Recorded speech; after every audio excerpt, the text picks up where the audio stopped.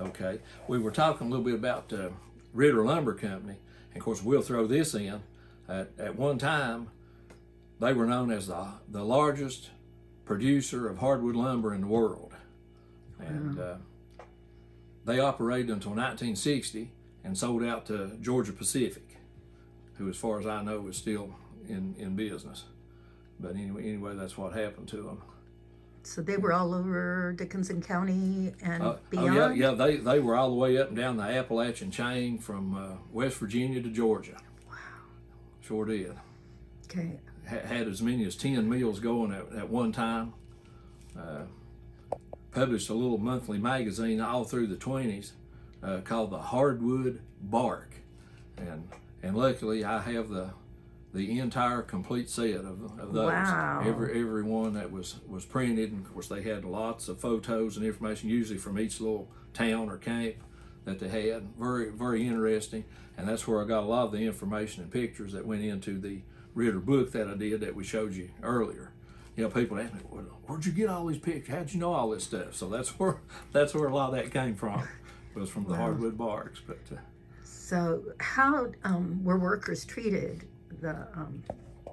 Well, working for the lumber company was just about like working for the mines. I've heard my dad say many a time, if you didn't work for at Clinchco in the mines for Clinchfield or work for Ritter Lumber Company, you didn't have a job. But some of it was very hard. The most grueling aspect of the lumber was the poor guys that built the railroads. You know, we talked earlier about they had the little narrow gauge railroads. A lot of times these would be actually laid up stream beds if they were just going to be there for a very short time. And men had to get out in the water. It didn't make no difference if it was freezing or whatever, and handling these old water soaked ties and laying track or pulling track. You know, they didn't leave it. Again, that was money wasted. So when they were a holler or area got logged out, they would go in, as we called it, they'd pull the steel. They'd bring that track, pull those rails out and also the ties and take them and use them again somewhere else. So it was recycled, just over and over. And I've heard them tell about coming in from work, and of course everybody wore bib overalls, and that their overalls would be froze stiff. They could actually stand them in a corner. Oh, wow. Just like a board or iron Oh board. my gosh. Oh yeah, it was rough. So why was it your dad's favorite job? Well, he told me that he loved to smell the lumber, and Yeah. so he really liked it, or enjoyed it, and of course that's where I first heard about it. Of course, was from him. And, Do you know what his jobs or responsibilities were? well, like I say, he worked on the lumber yard as a lumber stacker, and then they would put little narrow strips between the actual boards, which allowed the air to circulate, to dry them. It wasn't just stack board against board, there was a little, they call them stacking strips or stickers sometimes, was between every one of them.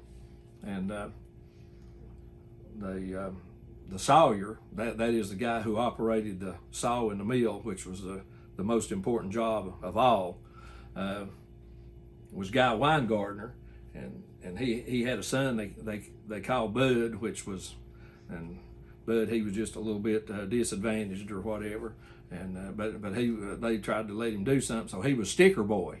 He would carry these stacking strips or these stickers, keep the stackers supplied with them. And Dad said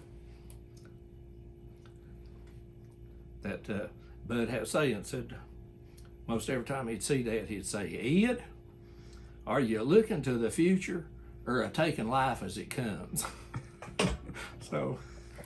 And that was the stacking boy, he would say that too. Yeah, that was Bud Weingartner. And why did your dad retire? Was that because they closed down? Or well, actually, he worked until he got drafted. He had to go to World War II from, I guess, about 43 to 45. And when he came back, he said the sawmill and everything was gone. They had to, as they termed it, they sawed out. They cut everything around here, and they moved the mill from Fremont to Hyden, Kentucky. And he actually went over to Hyden and worked for him some. And his had a brother that went over there and stacked lumber, had a sister that cooked in the boarding house. So people would just go with them from place to place, job to job. And, What did your dad do in World War II? well, now that was not talked about a whole lot, as you know, a lot of them were like that. Most anything that he would ever tell me regarding the war would be of a humorous nature. Okay. You know, something funny that happened along the line. It was not until his last years that I would come up here and see him every evening, bring him a little bite of something to eat, you know, for supper. And we'd sit there side by side. So do you know where he was sent? Sometimes he would get that on his mind. And again, in his last year or two of life, sometimes he would get into a little more of the gruesome detail of it and tell me, and I never asked him any questions. I would sit and listen. You know, I never said, well, Dad, did you ever kill anybody or that you know of, or did you think, you know? And again, and he never said about that, but he did tell about a few, you know, things that he had witnessed. And where was he stationed? he was in the, I guess you would call it the Pacific Theater. He was in the Philippines. He was I remember him talking about being in Australia at one time. I believe maybe New Guinea. Wow. Yeah. Wow. So. Yeah, there is a little pet peeve I have about our government is that I don't think the Appalachian men have been given enough credit in defending our country. It's just not acknowledged as much as it should be. And again, of course, this relates to the war and River Lumber Company. This is another one of the little humorous ones that an old fella told me. He said a boy got off the passenger train at Fremont, you know, coming in from the war, been gone 2 or 3 years, and of course he gets off and he's looking around and everything's gone too, and this old fella happened to be walking by, and the boy says to him, he said, buddy, he said, I'm a-looking for Fremont. And the old fella talked kind of coarse and slow. He said, Fremont. He said, you're a-standing in Fremont. But it didn't recognize it. Yeah, even since I'm like, where's Fremont? Now I have a better idea where it is. But it used to be a big place, right? Oh, yes. And the lumber towns were almost identical to the coal towns. You had the company houses, you had the company store, the company boarding houses, had a school, you know. The only thing different was that they were just producing a different product. They were producing lumber, whereas the others were mining coal. Used a script, you know, for pay. Everything was pretty much the same, except what they were making. So when you drive through here, a lot of these towns there's nothing remaining. That's correct. Right? We was talking about Fremont. There's one of the company houses still standing, is all. Do you know of the the coal camps or the timber camps in Dickinson County? How many could you say, you know, maybe there's ruins, maybe that you could see, and how many have disappeared? Well, coming into the county from Russell County, we'll say, the first you would encounter would be Trammell. And there are several houses still remaining in Trammell. And sad to say, the company store, I think, was just torn down this year. And that was a shame. It was probably one of the best examples of a company store, at least one of the best ones that I know of anywhere. And but that's just the way it is. You know, nobody interested in saving this stuff, preserving it, so it's gone. And then you would come on down the river a mile or two, and there was a small camp up in a hollow. You never saw it from the main highway. I don't know, I think maybe there's probably still a little roadside there. It's called we pronounced it Walk-Envy.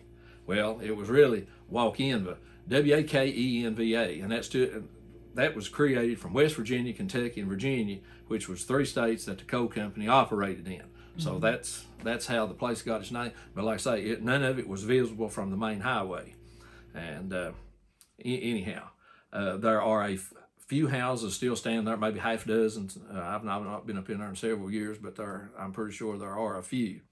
All right, and then we would come on down. I guess probably the next one would be McClure that we talked about, which was a lumber camp.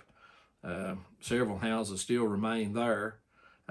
Actually, the company store is still standing. It's been remodeled or whatever, but it is still there. Wow. One of the few that's left anywhere. And then another 2 miles, you would come to Fremont, which, as I said, there's only one house remaining there. Then come on down the river another 5 miles, and you would be into the largest camp that was ever in Dickinson County, and that was Clinchco. It was probably, Clinchco, I'm going to say, was bigger than all of these others combined together. But anyway, of course, we've talked about Clinchco, so we don't need to say much more about that. I don't know. I mean, there's just so much to know about Clinchco, and I'm not even sure we talked about. Well, and then you would come on down about another 2 miles to a place called Steinman. And there again, everybody around here, Steinman. And the Steinman brothers were from Pennsylvania, and of course they, that belonged to them back in the day. We'll throw in that I'm going to add a little bit about Steinman in this last book I'm doing. And what fascinated me there was a bucket line operation. The correct terminology would be an aerial tramway, which is very unusual for this area.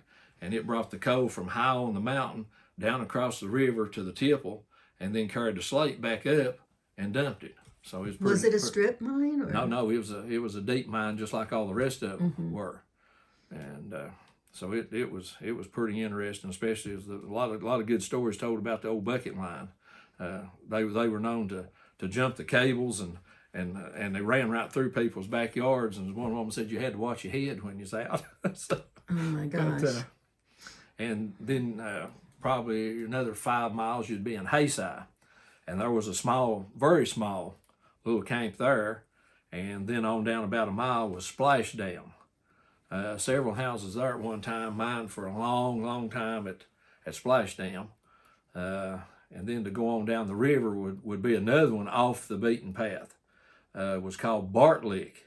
Oh, I remember. And again, it was a smaller one, but still yet, had the company store, the boarding house, few houses, 2-room school, so forth and so on. Company doctrine, just about like the rest of them. Use script. And that pretty well covers the actual camp. So how many is that? Do you know? Well, let's see. All right, we had Trammell, Walk Envy, Fremont, McClure, Clinchco, Steinman, Hayside, Splashdown, Bartlett. That's about 9, I guess. Wow. And Clinchco is bigger than all of the others put together. I'm going to say that it was, because there again, Bartlick was pretty small. Splashdown was not very big. Walk Envy wasn't very big. Several houses at Trammell. But wow. Steinman had about 50 houses, 52 maybe. Yeah, that's what I'm going to. And Clinchco, at one time, I think we had about 310 houses, or maybe a few more. And sometimes 2 families or more families lived in those houses. Yes, to the 5-room house. That's correct. Wow. Back in the 30s and 40s, yeah. I remember you talking about when Clinchco got started and how many people were sent here and how overcrowded it was. Yeah, and did we talk about the immigrants? We didn't, did we? No. That was one. Okay, I'm going to stop this for a second.